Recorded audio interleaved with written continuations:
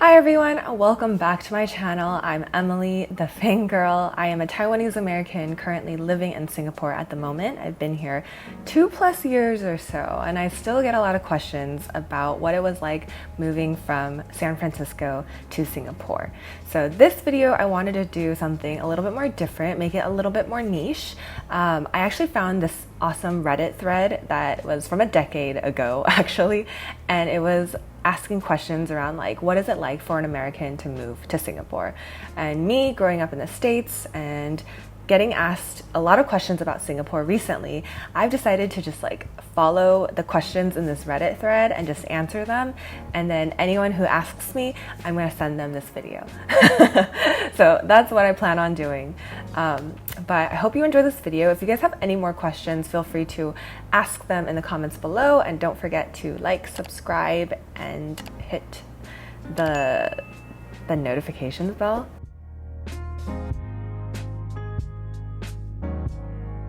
My only advice, and it's going to be very general, is that you have at least a couple years of working experience in the US or anywhere else, become a specialist in that field or whatever line of work that you're doing, have certain accomplishments to back that up, and also just like identify your edge. Why would people in Singapore want to hire you?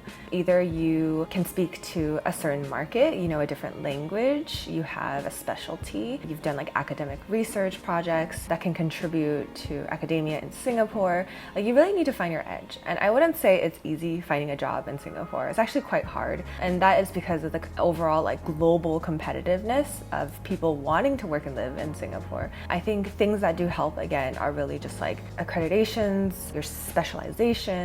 Maybe you're like building something, you're an entrepreneur, or you just have a really strong resume that kind of shows like, hey, you have all of these skill sets and it would be valuable for you to work in Singapore and contribute to the overall whatever industry you're working in. Again, my recommendation is that you have a couple of years of experience, you're a specialist or you're a manager, you're a director, you're higher up there. So yeah, I would say it's not easy, but it is possible to find a job here. I did, so yeah.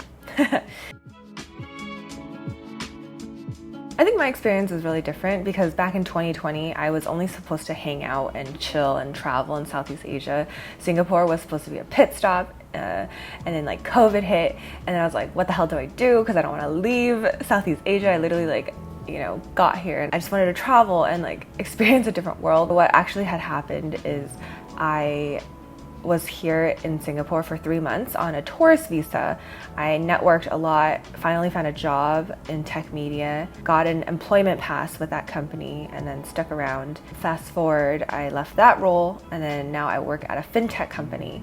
So I've been honestly really lucky of like the series of events that have happened, but it didn't come easy. Like, I remember I was just like stressed a lot because of the whole employment pass issues, needing to find another company and like trying to decide between staying here or going back to San Francisco, and I didn't want to go back.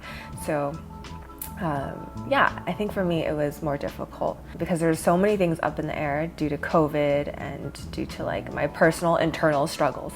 But I think if you're coming with a company, like you're transferring internally or you got a job offer, I think your journey will be a lot more smoother, honestly.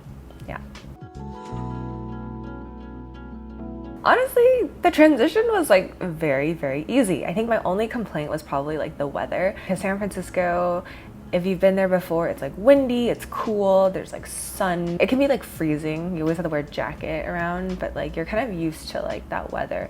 And so coming to Singapore, I was like, oh my God, it is so hot all the time. And there's like flash rains and whatnot. So I think the hardest transition for me, honestly, was just like the weather. My housemate doesn't like to turn on the AC. She always uses the fan.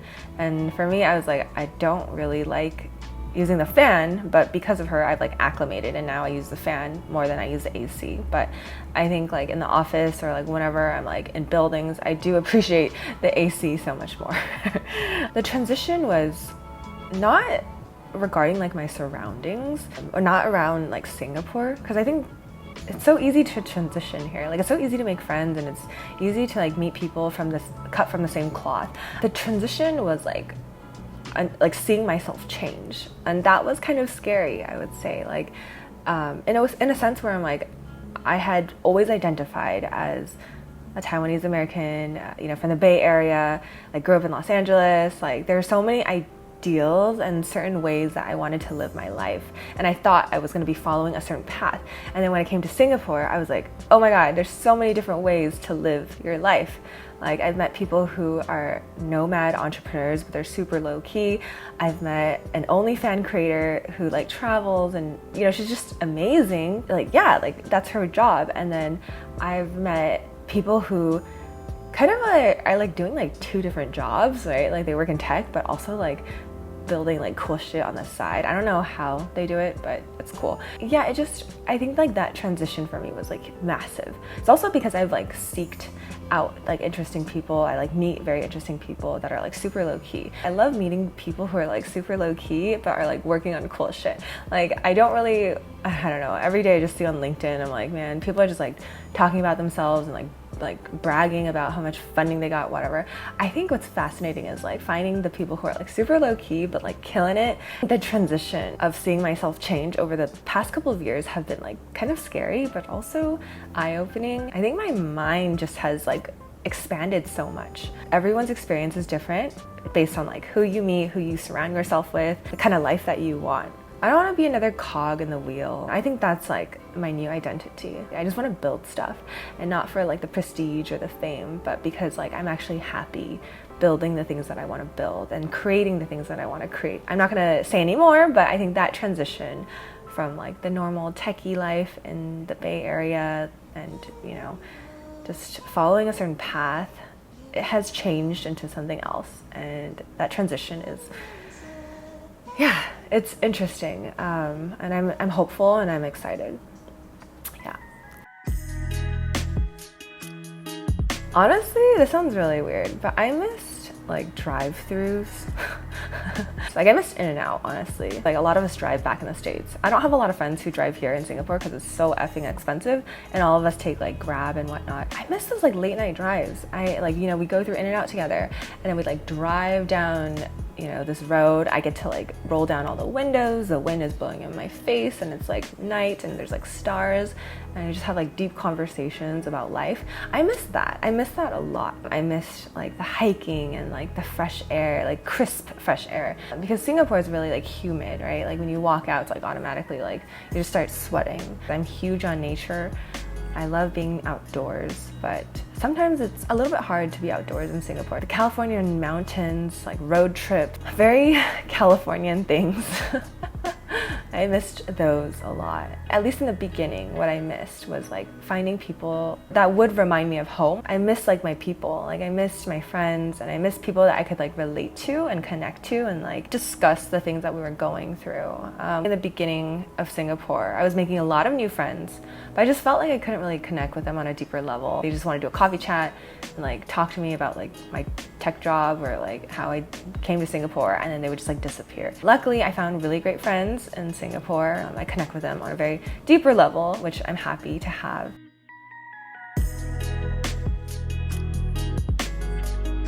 Okay, I need to debunk this. You can chew gum in Singapore. You can bring like a packet of gum into Singapore. What you cannot do is like sell it or like mass distribute. Correct me if I'm wrong, Singaporeans, if you're watching this, but that is like what I've heard. I've seen it in so many threads. You can chew gum.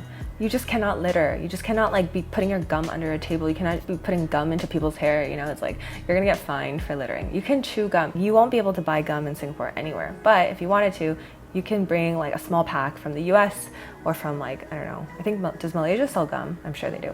Yeah, so just FYI. One thing that I'm like happy to see that has happened is that like starting 2023, Singapore is allowing elective egg freezing, whereas before it was selective egg freezing. I think if you had a medical condition or, I think this is like a good move into the right direction. Kudos for Singapore, being a little bit more progressive and like kind of thinking about, the woman like myself who are like a little bit older, and it's like harder to find a partner sometimes, and like we do want the option to have kids, right? So I have a friend who, she's a bit older and she's like doing getting her eggs frozen in a different country right now, and she just says that she regretted not doing it earlier. Like she wished she had had the option of like doing egg freezing earlier, because then she would have had more eggs and it wouldn't have been so, I guess, like time constraining, because she's like in her 40s.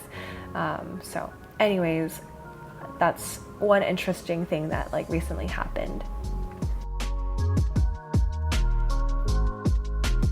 I feel like they didn't treat me like anything, honestly.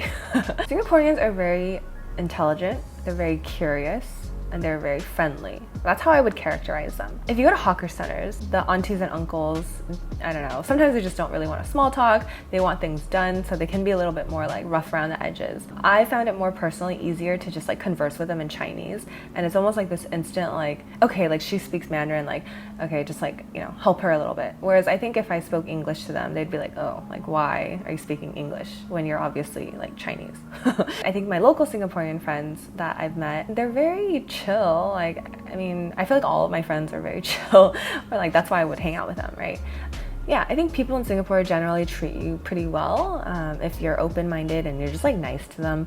I will say that when I take grabs, people are very chatty and kind of like a little bit like kaypoh, which is nosy, like asking me, oh, do you live here? Like, how much do you pay for rent? And like, how old are you?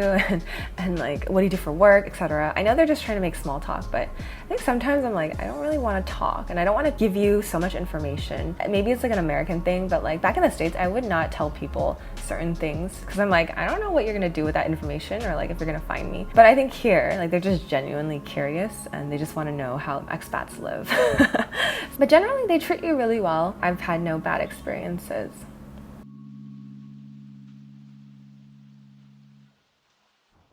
I am still a US citizen. I want to get my Taiwanese passport as well because I want dual passport.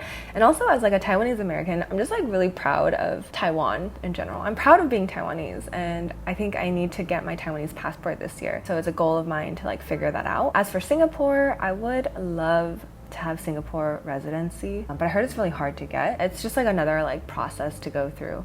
But right now I'm on an employment pass. My employment pass, I believe, is 2 years long. If I'm still at the company I stay with, they just renew it for me.